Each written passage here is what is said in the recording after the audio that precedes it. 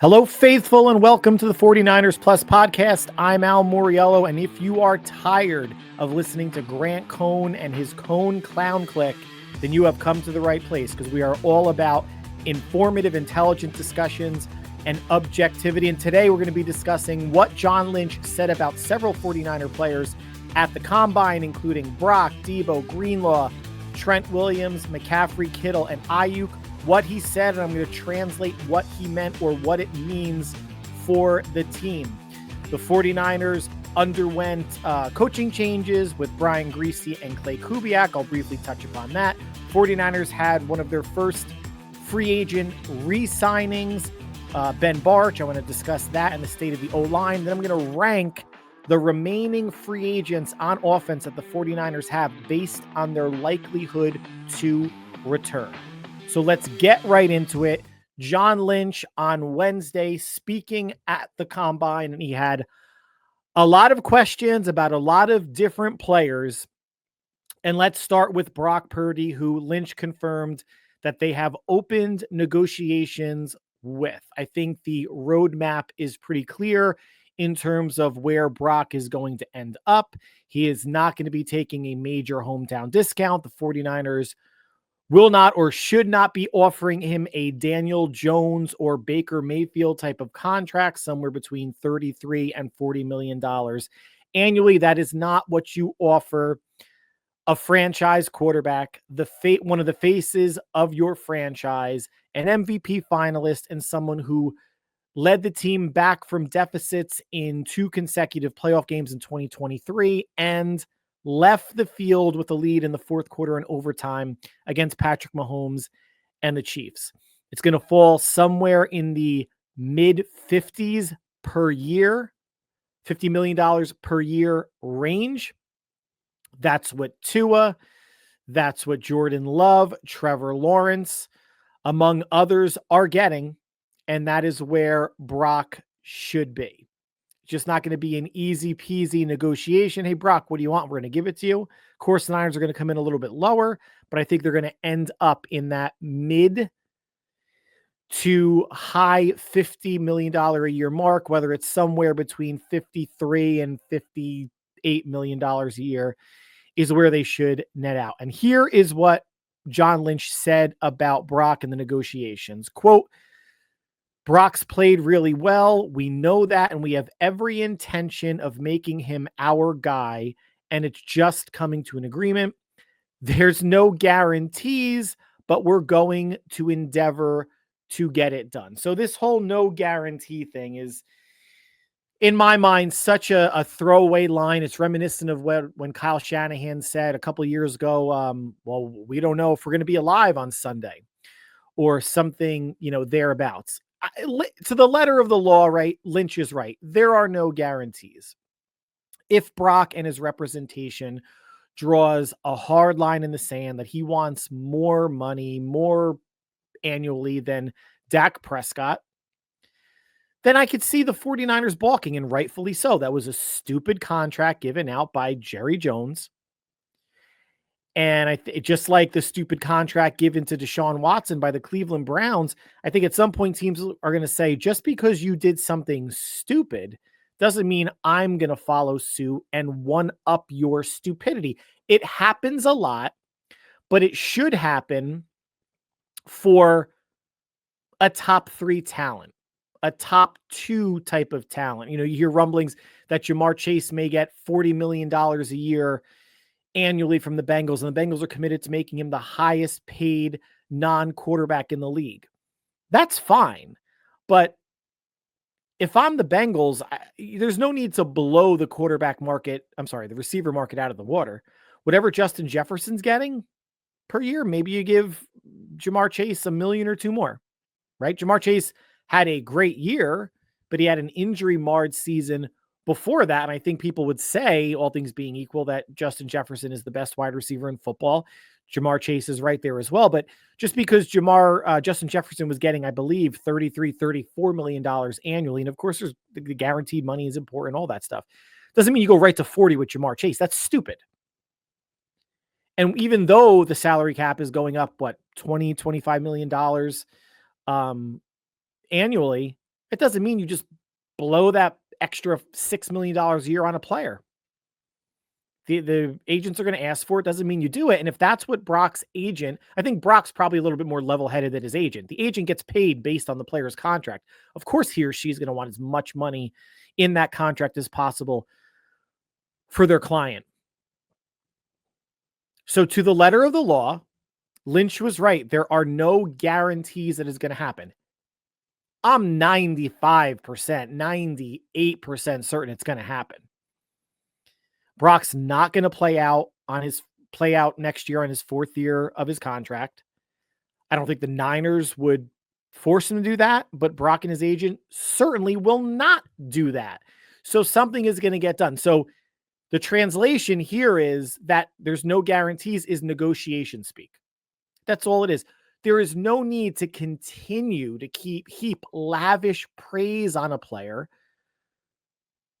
And an agent can turn around and use that against you.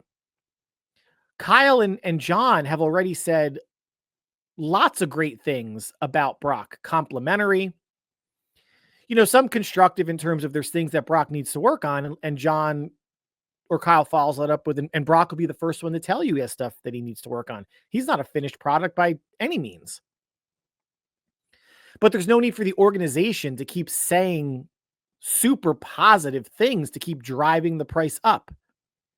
It's going to happen. I had some wild fantasy that it would be done before free agency, just so the Niners know what they would have left in the coffers for other players internally or outside the organization.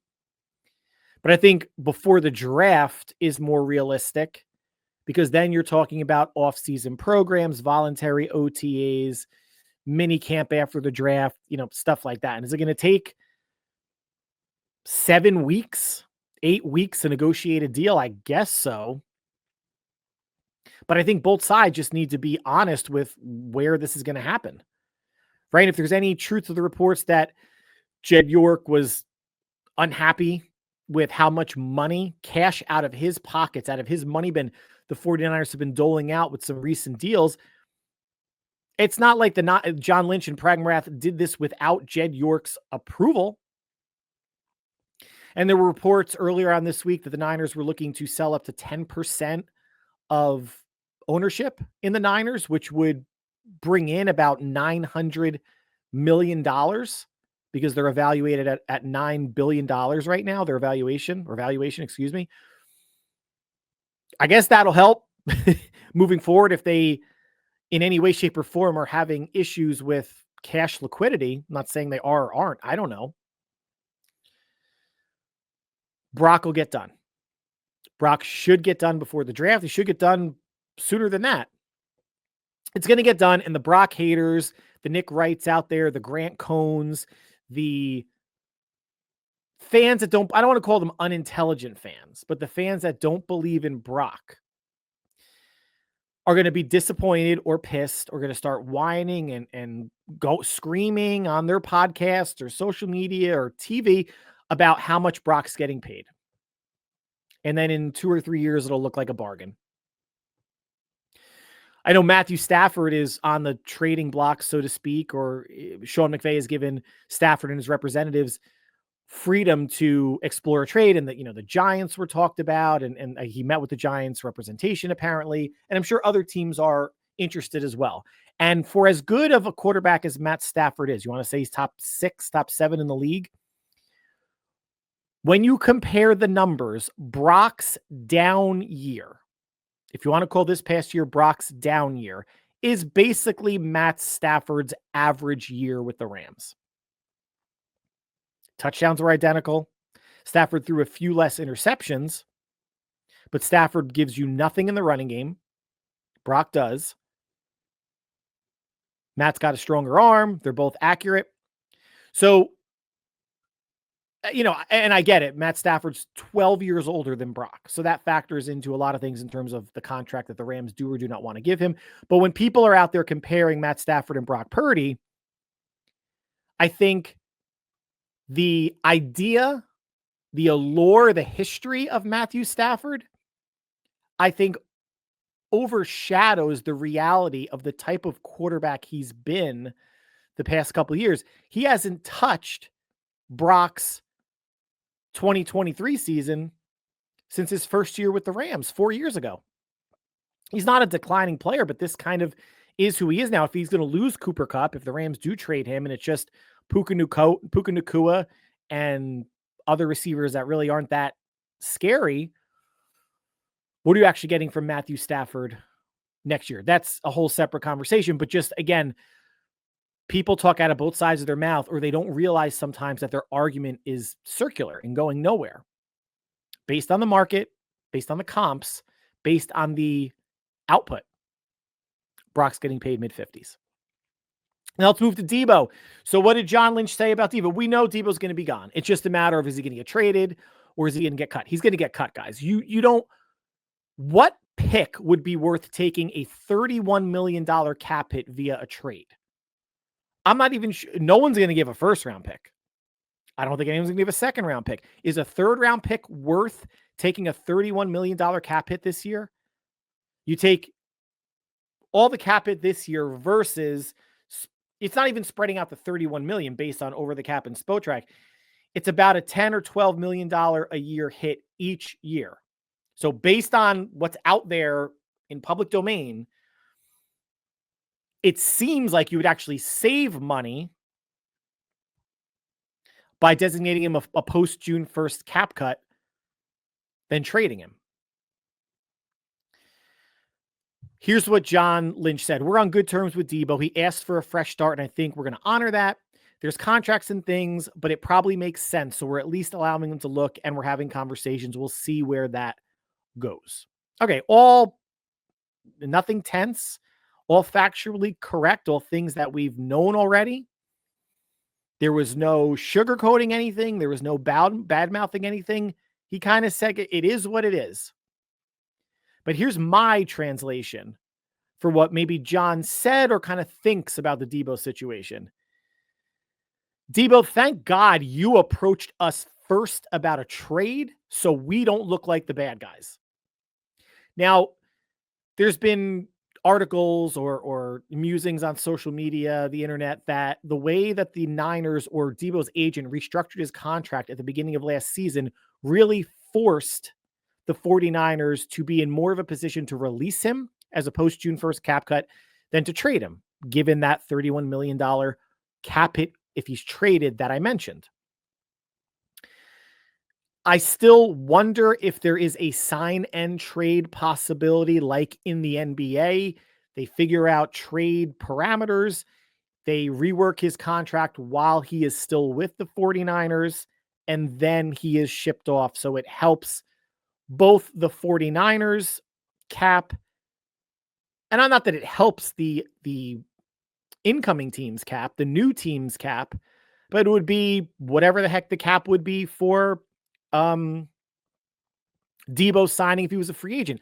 All it would do is guarantee that new team that they get him versus a bidding war if he's a free agent with other teams. At least it guarantees you the asset, right?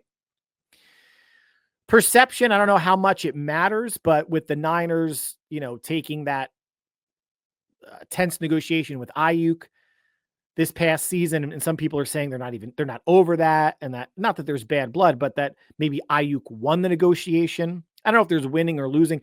To me, he got about $1.5 million, $2 million annually more than I thought he would get based on comparables, which again is why whatever people think Brock is going to get, he's going to get more, because it's just whatever you think it's going to be more. And if you're thinking 40 million, it's going to be a lot more. So the perception here, I think the Niners were, and I've said this for 2 years, the plan was going to be to re-sign Ayuk last offseason, trade Debo this offseason. Ayuk's injury complicates things a bit, even with Pearsall in the fold, even with Jennings, who's on the last year of his deal in 2025.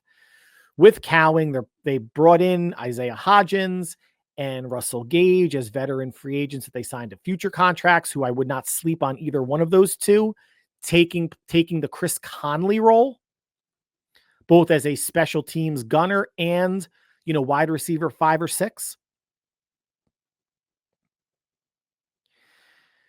Debo should get released post June 1st designation.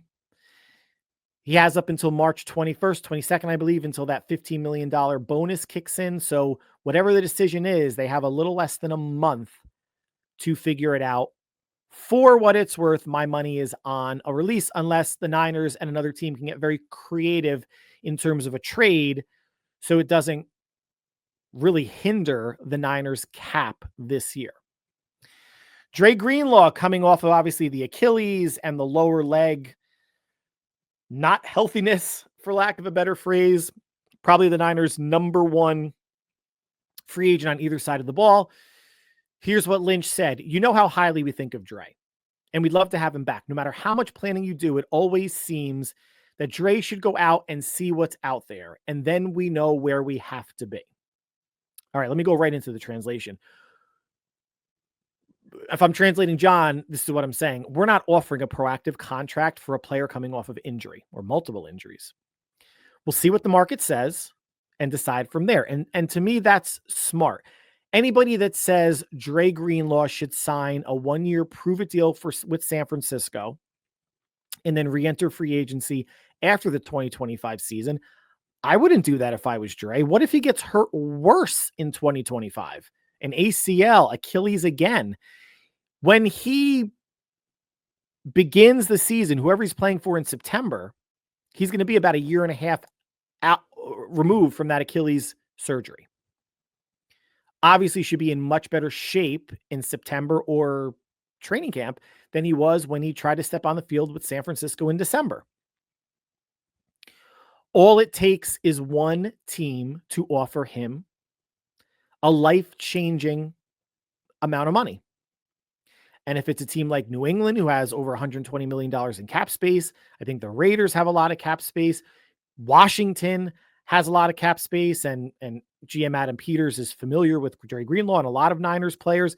There are players, and especially if Bobby Wagner doesn't come back. I'm not sure if Bobby Wagner with the Commanders was on a 1 or 2 year deal. Let's just assume he's on a 1-year deal.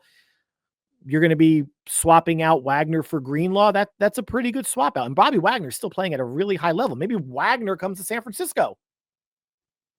Again, it would have to be on a reasonable deal. But they're still free, moderate priced free agents in the draft that the Niners, can look to. I think what San Francisco is doing is smart. The only way Dre Greenlaw comes back on a 1-year prove-it deal is if he is so enamored with San Francisco, loves the team, thinks he has a legitimate chance of getting a ring. Although I mentioned a team like Washington, they were in the NFC Championship game.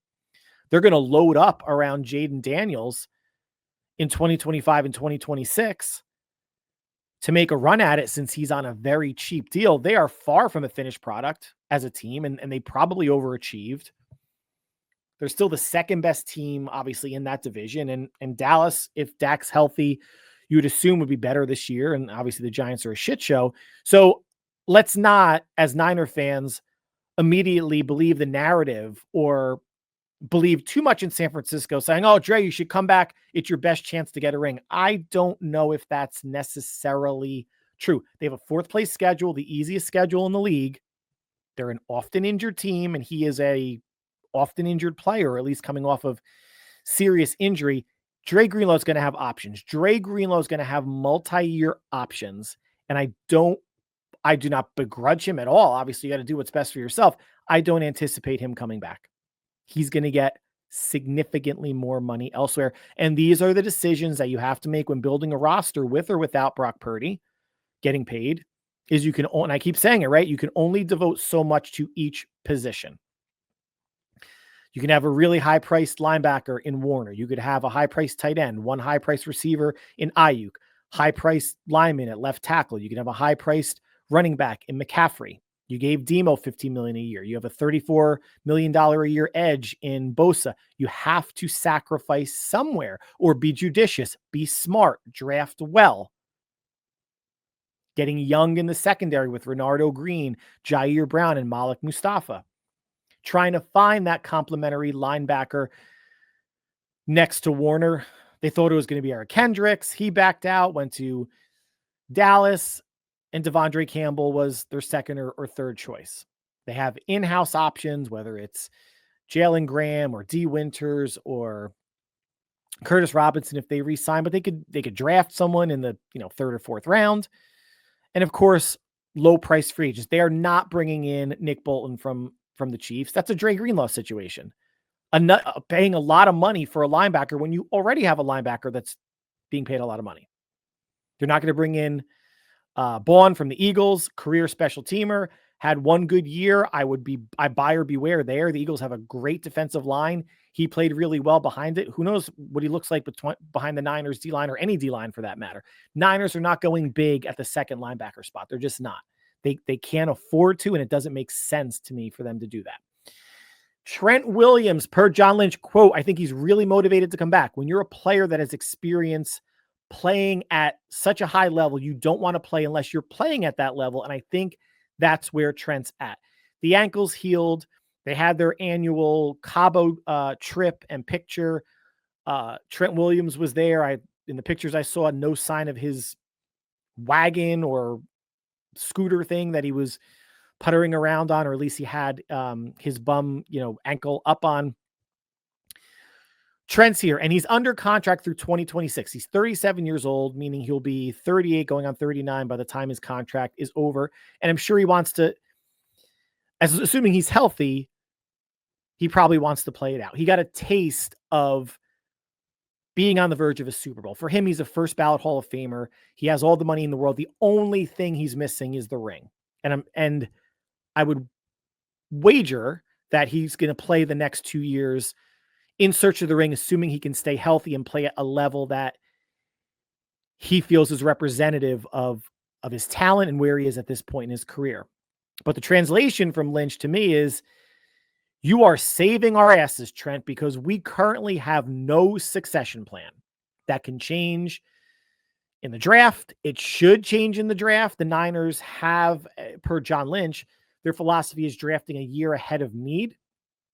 But when you're drafting 11th, if a Kelvin Banks Jr., a tackle from Texas, or Will Campbell, tackle from LSU, falls to you, and there's no D end or D tackle that you are valuing that high, and the only D tackle would be Mason Graham from Michigan, then a tackle makes sense. One, he could challenge Colton McKivitz because both, I think Banks and Campbell are both right tackles, but there would be competition, right? There's no competition for Williams. He's coming back, but there could be competition for McKivitz.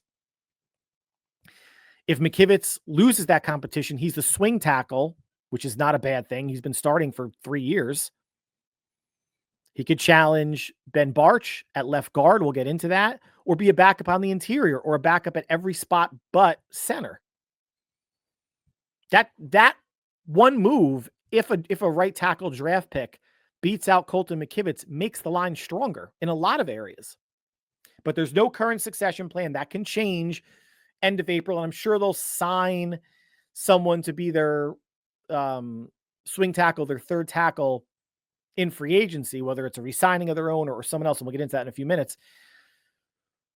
But there is no succession plan for Trent Williams right now. That's not to mean that they can't find a viable starting tackle or one that they can groom to be a starter in the second or third or potentially fourth round. But there are potentially some blue chip tackles at 11 that could be available. Now let's go to McCaffrey. So per Lynch, Christian's doing really well, and I think he was real frustrated with the way the season went last year. If he's healthy, he will have a tremendous year. That's just what he does. Regarding the offseason program, we'll be judicious and follow the medical folks on that, but Christian, he's done a real great job doing the rehab. So, a couple things there, right? If he's healthy, he will have a tremendous year. That's Lynch hedging, right? No guarantee anybody on this team stays healthy, not with the way they go through IR spots, training staff, medical staff, all that good stuff. We know the drill, but if he is healthy, he should have a very strong year, right?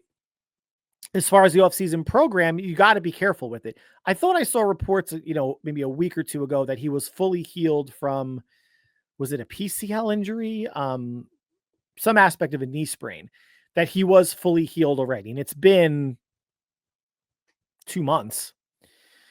So I would expect that. But the off-season stuff, I'm sure McCaffrey will be there training, working out. Is he going to be taking handoffs at running back? probably some non-contact things, but he's got 5 months to get right, 4 months to get right before training camp starts, if he's not right already, and I think he is. I don't think McCaffrey is going to be an issue. We don't know how perfectly the bilateral Achilles tendonitis healed. If it's 100% fine and he has no greater risk than someone who did not experience those injuries of doing anything to the calf or Achilles, we'll never know. The organization's always going to lie to us, right? But here's my translation from John. Even though Kyle can find running backs to be successful, Mostert, Breida, Jordan Mason, Eli Mitchell, Jeff Wilson, McCaffrey takes the offense to another level. So we will be as cautious as possible with him this offseason. Why not? Right? You saw what happened last year. He was one of many players that were injured. I don't think a McCaffrey playing the whole season would have altered the season that much. Maybe he's good for a win. I mean, they got killed at Green Bay. They got killed at Buffalo, and he did play half of that game. Do they win the Arizona game at the end of the season? Do they beat the Lions if he plays? Because that was a close game. I don't know. Maybe let's just say he's good for a win, 2 at the most. But that Achilles bilateral tendonitis did not show itself until right before preseason, or was it before the regular season, actually? And it came out of nowhere. And that's the nature of some injuries. There can be no warning, right? And I don't think any sort of overuse, and they're not going to overuse him in the spring. He's not going to play in the preseason. He's probably not going to play in any joint practices. He'll play in training camp. You got to get the body ready. But anything, we'll call it extra, he's not going to be a part of. Cautiousness is great. It doesn't guarantee anything, but you certainly don't want to put anyone in harm's way unnecessarily. So George Kittle, per John Lynch, we already talked about his contract extension. We want George to retire a Niner. He's one of those guys. He's a Niner through and through. And so we want that to become a reality. I think the only thing on that is timing. And that's no different than from what I've told George and his agent. So there are some other things that we're focused on, and George is certainly there. So they're focused on Brock. They're focused on getting the Debo situation sorted out, wherever he's going to wind up. Cut, trade, probably a cut. They're free agents and outside free agents. Obviously, the draft is in 2 months. I don't think Kittle's extension gets done until after the draft. It could be sometime, in May or June, sometime in training camp. Kittle's only signed through this year. They're going to extend him. And here's Lynch's translation. Guys, we'll get a deal done after Brock and Debo because Kyle can't find another viable tight end. So we really have no choice. Now, he was the highest graded tight end per Pro Football Focus in 2024, had another good year, over 1,000 yards. Was he second team All-Pro behind Brock Bowers? I think. Pro Bowl selection, 31 years old. He's probably got 2, maybe 3 very good to good years left. And that becomes do you pay him for what he's done or do you pay him for what he's going to do? And if it's a very generous contract, but the Niners can get out of it, then sure, give Kittle. Is there anyone that doesn't like George Kittle? I mean, unless you're like a Seahawk fan, a Rams, Cowboys, Eagles fan. If you're a Niner fan, George Kittle is probably in the top 3 in terms of your favorite Niners, right? His personality, his energy, it's infectious. How he plays the game, he has fun doing it. He knows it's a privilege. There's no ego. He does the dirty work in addition to being 1,000-yard tight end. Like he does it all. The deal is going to get done. At some point, Kyle is going to find another tight end. He's going to need to find another tight end. I don't believe it's going to be Penn State tight end Tyler Warren at 11. And there was a report that I was reading earlier today that the Niners met with Michigan tight end. Was it Colston Loveland? If I butchered the name, I apologize. I know he's coming off of a foot injury or whatnot. He's not going to be taken at 11 in the first round either. I think the plan for me would be a free agent tight end, a veteran free agent tight end, and some sort of rookie in either the third or fourth round. They need to get younger in a lot of places on the roster, but certainly at tight end, Kittle's been pretty durable the last couple years, right? 22, 23, 24. No guarantee that continues. And the offense, if we're talking about what McCaffrey means to the offense and Debo when he's out, or if it's Williams, or if it's Ayuk, the Niners are handcuffed most if George Kittle is out on offense, missing a game, missing 2 games, 6 games, whatever it may be, because there's no viable option at tight end that can replicate even 40% of what he does, 50%. At least with McCaffrey out, you had Mason was leading the league in rushing. Yeah, not that much from the receiving standpoint, but he was fulfilling a large amount of that rushing quota, that yardage that McCaffrey would have. Same with Garendo. Added a little bit more in the passing game than Mason did, but beyond serviceable, more than the 50% number or 60% number that what McCaffrey provides. And yes, McCaffrey, it's more of the matchup nightmare type things. I get it. But if Kittle's gone, in the past, it was Dwelly or Werner, Eric Saubert this year, Jake Tonjes. They brought Logan Thomas in last training camp. I thought that would have been a great receiving tight end too. That didn't work out. I don't know if they revisit that again this year. But when your backup tight end is essentially Kyle Juszczyk, and nothing against him, he's a fullback, but he's basically your tight end too. Eric Saubert, I think, had 11 receptions this season. And that's more than I think a Niner backup tight end's had in the past 3 years. That's not good enough. That's not acceptable, especially when it's a team that plays 2 tight ends quite a bit. And I know when Kyle does that, it's more for running and blocking and pass protection. But it's also nice to have that second tight end be more of a viable option in the receiving game. And they have not had that, but I hope they address that. They need to address that, I think, both in free agency and in the draft. And lastly, Brandon Ayuk. So there's reports that teams reached out about trading for Ayuk. I mean, that's when you know it's a slow news cycle, because you know he's not going anywhere. Here's what Lynch said, quote, "Yeah, that typically happens with really good players. I remember, I think 2 years ago, having similar conversations. You get calls and you always listen to calls. All right, now about Brandon's rehab. Brandon's putting in the work. That's what you have to do. And like I've always said, the real top end athletes tend to heal at a little faster rate. I think that's what's going on with Brandon as well." Oh, okay. Translation.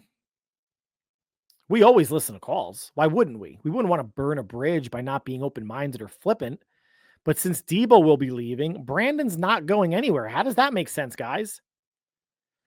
We're hopeful that Brandon will be ready week 1, but given the history of our medical staff, I doubt it. I think Ayuk, if he doesn't start on the PUP list, that he at the minimum misses the first 3 games, 2 or 3 games in September at minimum. And they might not put him on IR or PUP. They may leave him on the active roster as one of the inactives for game day. I just don't see him being ready. And yes, with Debo being all but gone, it does not make sense to trade Ayuk, but you take the call. You'd be a moron not to. You'd be viewed as a cold and distant assholic type of general manager if you don't take the call, because maybe it starts with Ayuk. You say no about that, but depending on the team that you're talking to, you inquire about a player on their team, or they inquire about a different player on San Francisco. So there's no reason to not take a call. It's not happening in any way, shape, or form. Because would you feel comfortable with Ricky Pearsall and Jawan Jennings as your top 2 receivers? which is what's going to happen week 1. But would you feel comfortable with that for the entirety of the season? No. Ayuk will be with the team probably for the duration of his extension, which is great.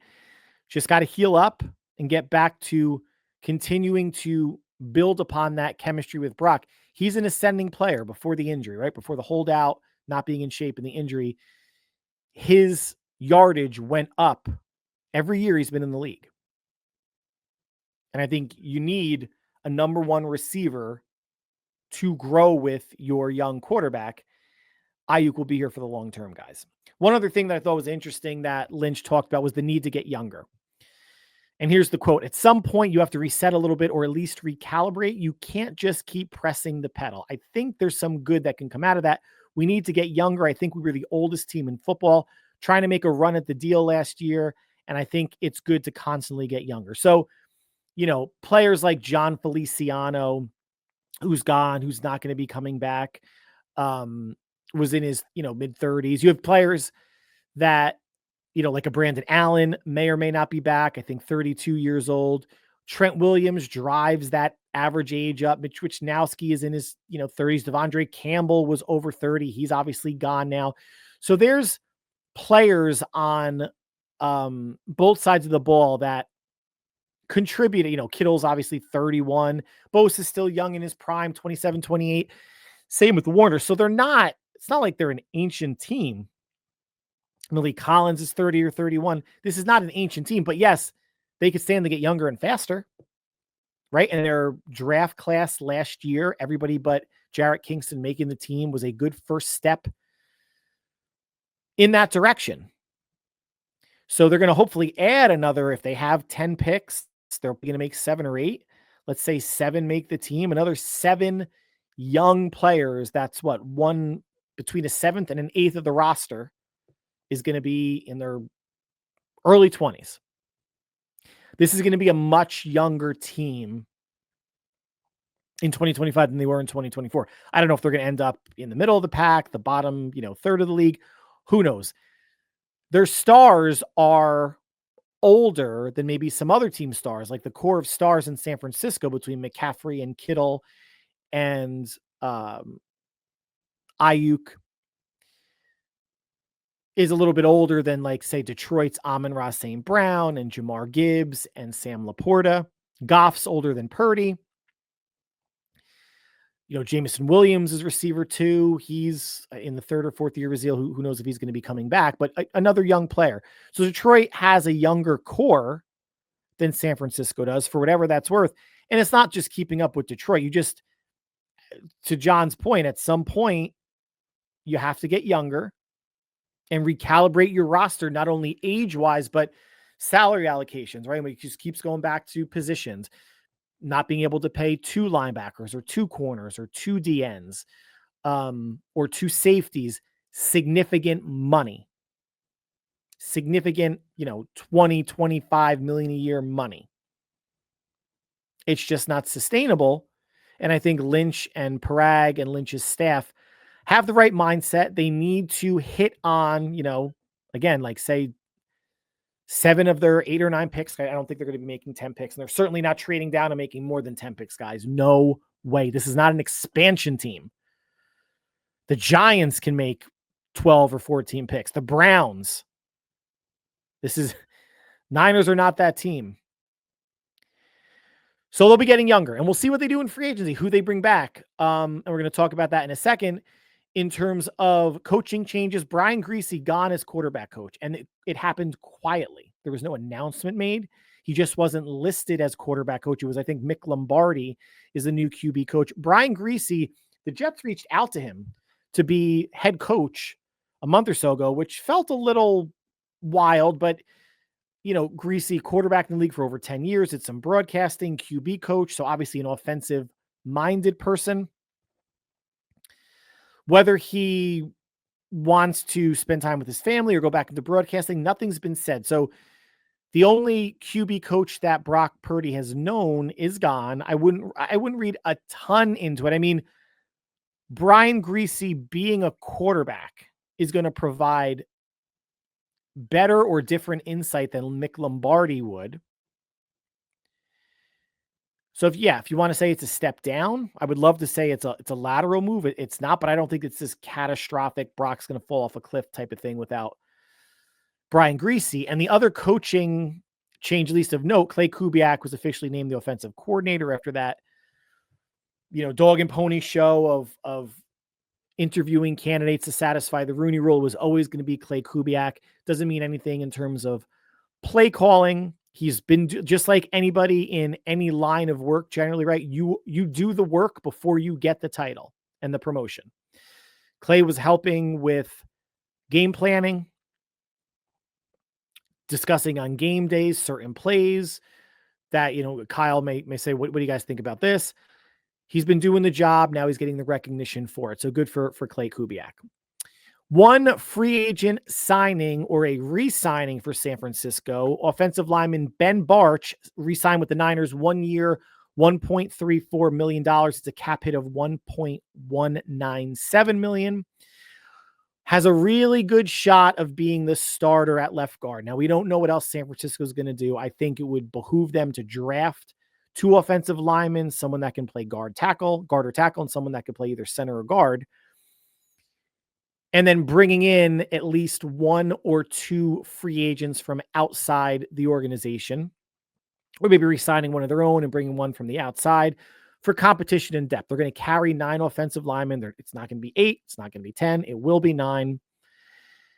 And I think this was a great re-signing. And everyone's pointing to the game he had at Buffalo that he graded out really well. I mean, that's a game where the offensive lineman should probably win more often than not because of the footing, because they know where the plays are going to, and the defensive line might not be going as hard as they can because everybody was running that game, right? It's like there wasn't deception, play action, a lot of downfield passing.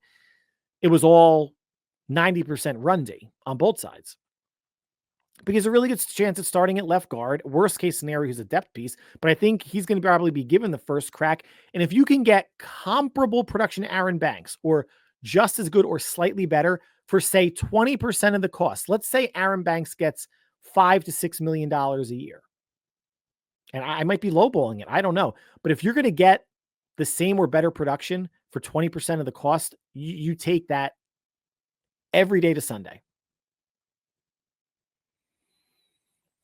But here's the thing that I think may confuse or anger some 49er fans, that the starting offensive line may not involve many players from outside the organization as of today, meaning the O-line very well is going to be Trent Williams at left guard, left tackle, Ben Barch at left guard, either Jake Brendel or Matt Hennessy at center. Remember, Matt Hennessy was signed from the Falcons practice squad to a 2-year deal.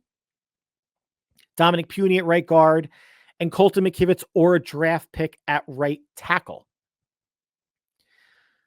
Where other players, free agents from outside the organization, are going to be seen on the roster is on the 90-man training camp roster and potentially as backups. I don't think they sign Drew Dahlman to a $10 million plus a year deal at center.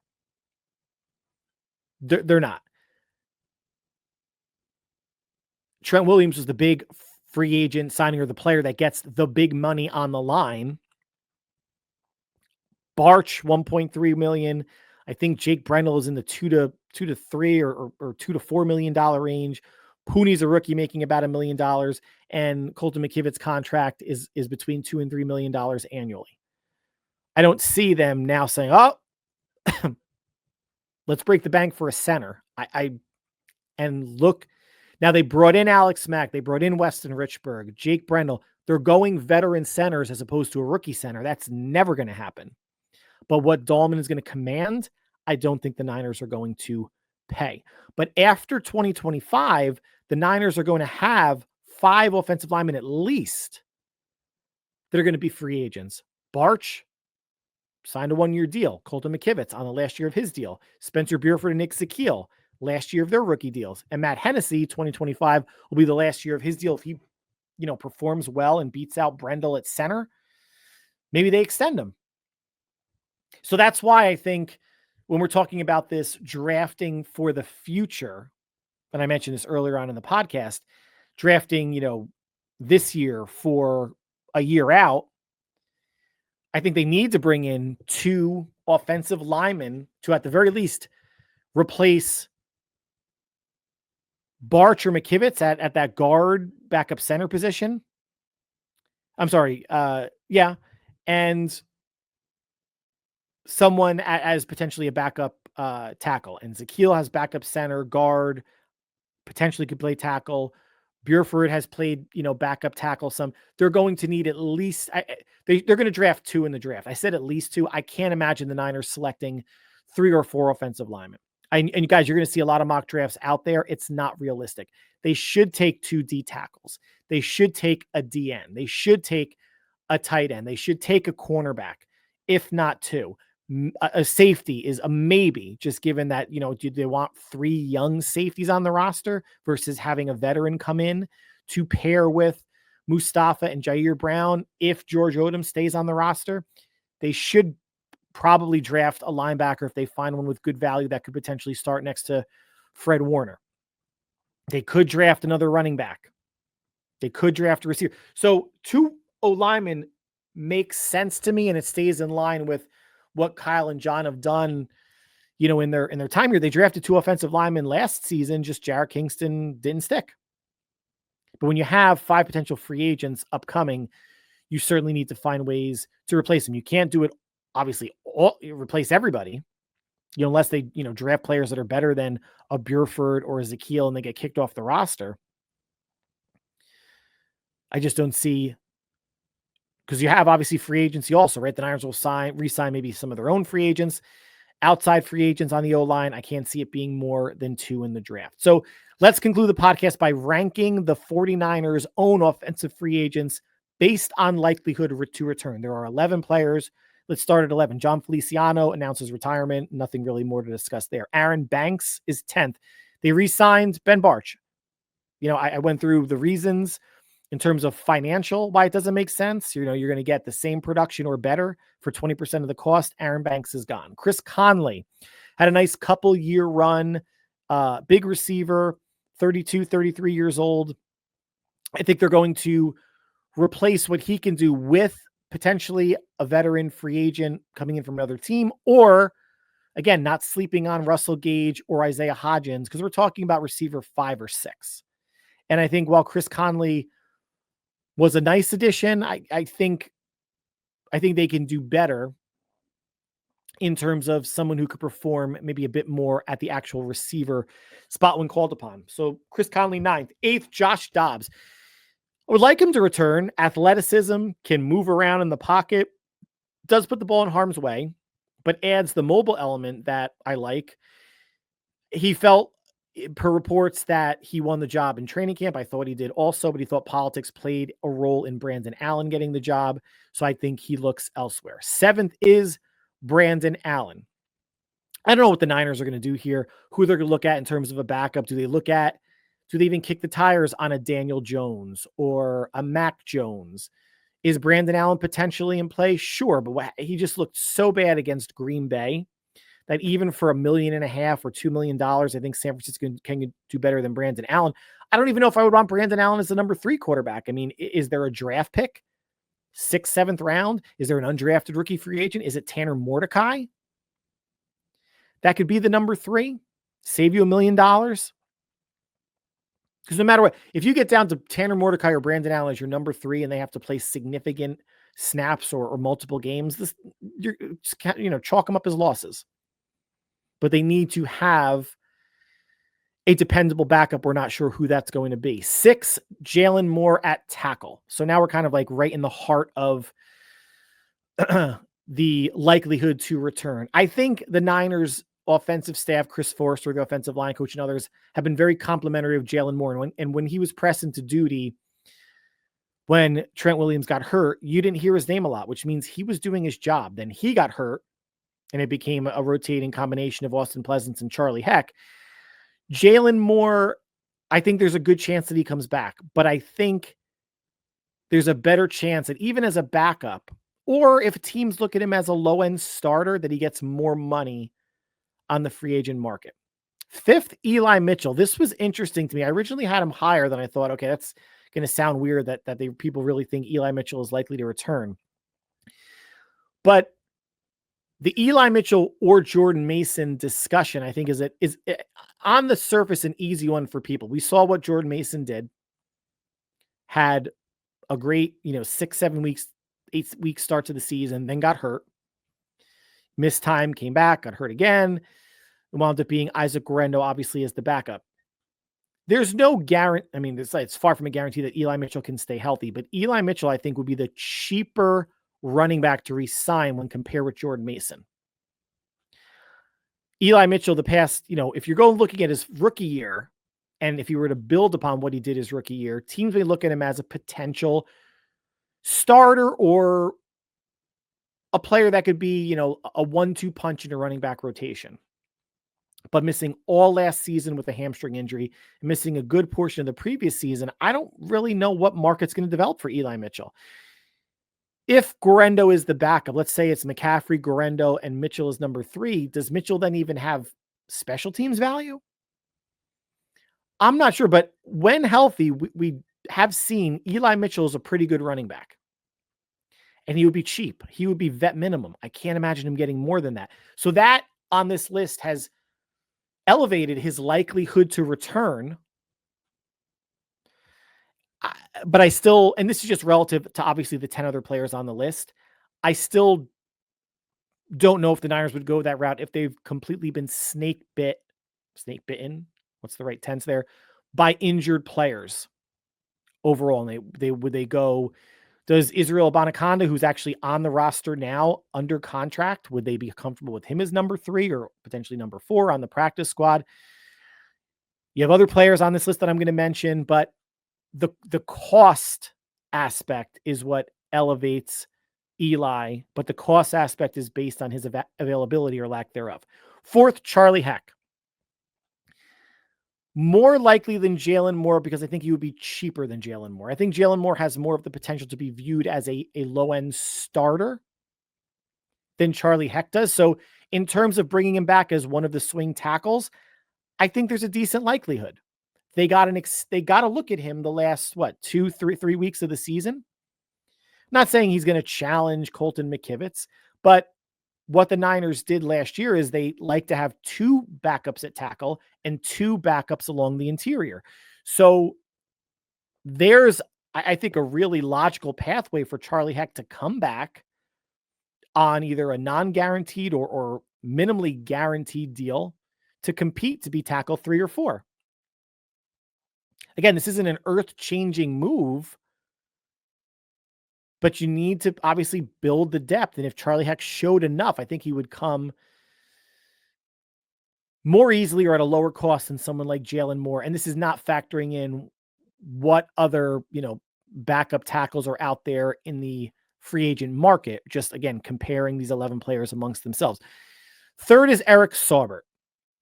Now, no great shakes, had a couple bad holding penalties on offense, on special teams that negated big plays, I think both by Deebo Samuel in 2 different games. But he's a veteran, 30 years old, 31, whatever he is. Kyle likes that. He had, sadly, with 11 receptions, the best receiving season of a backup 49er tight end in the past 2 or 3 years. And he's familiar with the system. Big body. I mean, other than those 2 holding penalties that jump out in my mind, fared well in the blocking game. Better than a Braden Willis, better than a Jake Tonjes, who both signed future contracts, better than Ross Dwelly. Out of these 11, I have him in the top 3 in terms of likelihood to return. Again, and return is signing, being part of the 90-man training camp roster. I'm not saying that these are likelihood to make the 53-man roster. Not at all. Again, got to get to 90 guys. And if they keep 3 or 4 tight ends, they're probably going to have 6 or 7 on their 90-man roster. Say 6. Number 2, Jordan Mason, in terms of likelihood to return. This one is so tricky, just given the productivity, the explosion through the hole. He runs angry. He has worked on his hands. I wouldn't say they're good or very good, but he's adding a little bit more of that element. But then you have to contrast that with what is it going to cost, right? If the Niners tender him like a low tender or an original round tender, they have the ability to match whatever he gets, but they get no draft pick if he leaves. If they offer him a second round tender, then he's guaranteed $5 million for 1 year. And if a team wanted him, they would give up a second-round pick. No team's giving up a second-round pick for Jordan Mason.